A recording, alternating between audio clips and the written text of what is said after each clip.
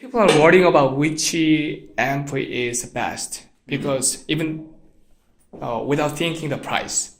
Because I tested many amps here and cabinet here, I think the Epiphany is the best. You like the Epiphany the best? Yeah. So I just want your personal experience, your personal opinion. Personally, okay. Yes. I'm a fan of vintage tube amps. So I really love the amp.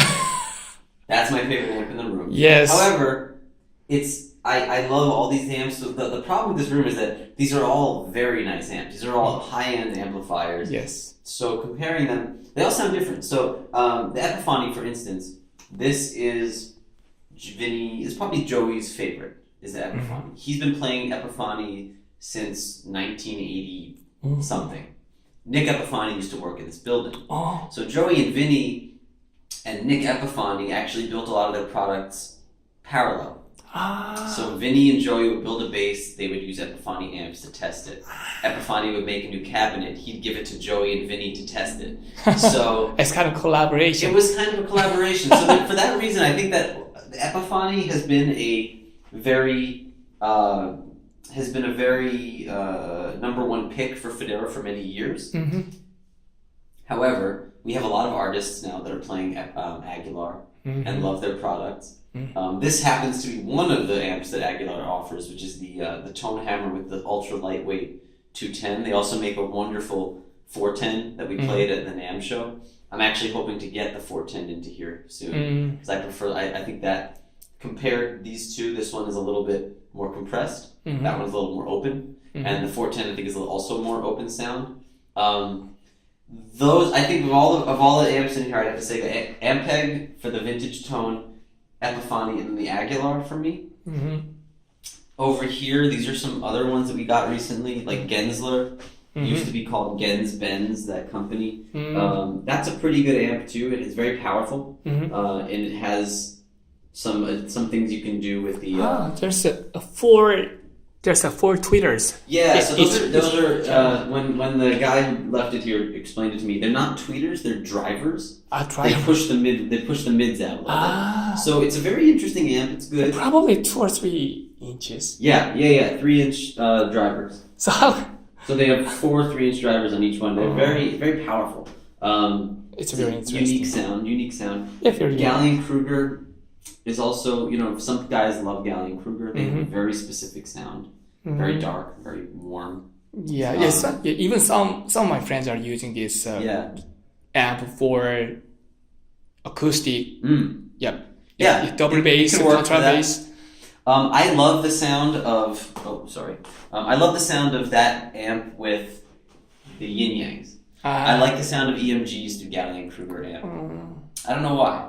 It's just that to me that's I like the way that sounds, and then I like to play the Seymour Duncan dual coils out of one of these or even this.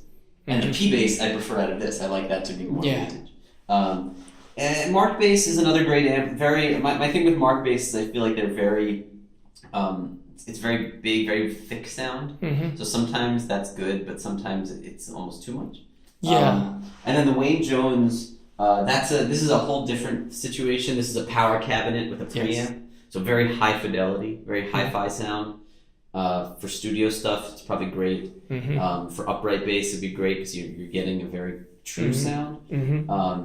But I prefer the sounds of these ones right here.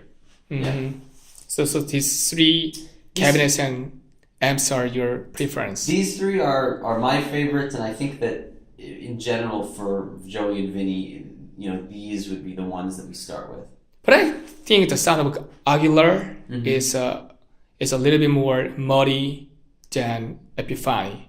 A little bit? Yes. Well, the Aguilar definitely seems, this particular rig is a little more focused in the mid-range. So I feel like it doesn't spread out, like the sound you don't hear as much of the full spectrum. Yes, which can make it feel a little muddy. That's why actually I want to get a different amp. Because I've heard some really great Aguilar amps that I think I like a little better than this.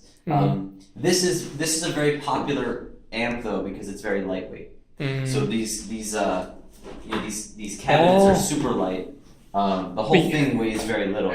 Yeah, That's heavy. That's super heavy. You do not want to bring that on a gig. Actually, I have my own Pro 2. Mm-hmm. It's so heavy. Yeah. Sometimes, whenever I need to move them, I just, oh my goodness, I just forget it. Right. If you're a gigging bass player in New York or Seoul or something, you're moving around all the time, this will be easier to take on a gig. But I like the sound of that. This is actually not so heavy either. This is a pretty lightweight cabinet. This is their DIST, is the Epiphany's lightweight. Yes. Sounds great. They actually have a new series called the Tour series, which is also lightweight. It comes in some combo amps. So those are good. Wow. But this is probably the most traditional Fodera sounding amp. That's the way that we built them. And when Joey tests the basses in his room, he's using an Epiphany. And many people think that what kind of bass you are using with this Ampeg head and cabinet, the sound is just all same. How do you think about it? I disagree. I think that it doesn't sound the same. I mean, you could take two basses and that's just something that sounds like people might just say that. Yeah. You take two basses in this room and you can hear a difference. Yes, absolutely. But I think what they might be getting at is that there's a certain sound to the Ampeg. Every amplifier has its own sound to an extent, and some have more than others. So one thing is that for instance, the Gallien-Kruger, I would say that's more true of a GK rig. Any bass you plug into a GK sounds fat and almost and dark. It's a very dark sounding bass, to the point where sometimes it's too dark. I don't know. I don't always like it with this bass sounds very dark out of that, and I don't know. It doesn't need to sound that dark. So I don't think that's so true with the Ampeg. Of course, it depends on what you're using. It could be if you're using an Ampeg like an SVT stack and the cabinets are blown out or something. Then sure, everything might sound kind of similar. But it's all depends, right? All depends. Oh, just one more thing. Sure. I just realized that the custom sound is really very similar to standard. Yes. Yeah, if I just blind test, probably I'm not gonna choose which is the custom. Right. You shouldn't hear it. Just being a custom and being a standard doesn't automatically make it sound different. It's just because, but you could never get that wood combination on a standard. You could never get this top wood on a standard. Yes, sir. So it's more about if the standard gives you what you like, gives you the sound that you're happy with, that's the best deal. It's the best bang for your buck. But if you want something different, if you need something that's customized, if you want to choose your own top wood or have a different kind of pickups in there or anything like that, different inlays even. Yes. That's where you have to go to the stand. That's where you really need to go to the custom line. But yeah, I mean, what you observed is totally correct. These are very similar instruments. They have the same pickups, similar electronics, different body woods, but there's a similarity there. So it's not that you're not getting a more quality sound from a custom. You're just getting a different sound. Yes, right.